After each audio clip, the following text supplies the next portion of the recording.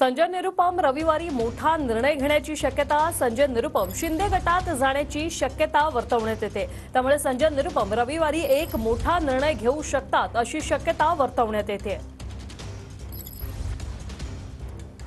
रविवारी संजय निरुपम हे शिंदे गटात जाण्याची शक्यता जी आहे ती वर्तवण्यात आलेली आहे.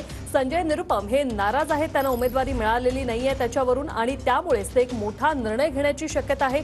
रविवारी ते निर्णय घेऊ शकतात आणि शिंदे गटात ते जाण्याची शक्यता आहे. वारंवार त्यांनी उघडपणे आपली नाराजी जी आहे ती बोलून दाखवलेली आहे.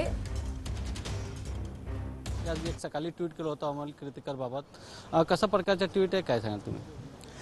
माझ्या सुरुवातीपासून एक विषय आहे की शिवसेनाकडून जो जिद्द आहे एक उमेदवार देण्याचा, तो उमेदवार भ्रष्टाचारच्या आरोपाखाली आहे.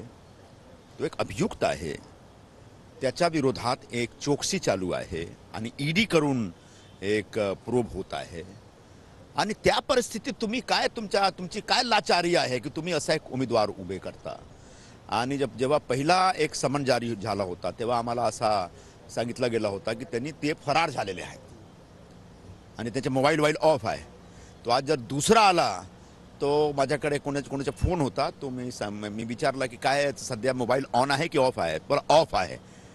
तुम्ही केलं. तो आता माझ्या मनात एक एक एक एक नम्रपणे एक प्रश्न आहे की तुम्ही काय आता जेलमधून प्रचार करणार का असा एक प्रश्न आहे. पण तुमच्या ट्विट नंतर ते बाहेर आले आणि ते सांगितले की मी इथेच आहे, मुंबईमध्ये आहे, वर्सोवाला आहे. मला माहित नाही कितीपर्यंत ते बाहेर असणार.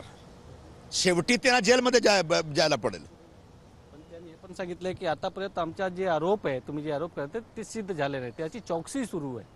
तर मी आरोपी नाही. चौकशी तो अरविंद केजरीवालचं पण चालू आहे, मनीष सिसोदियाचं पण चालू आहे.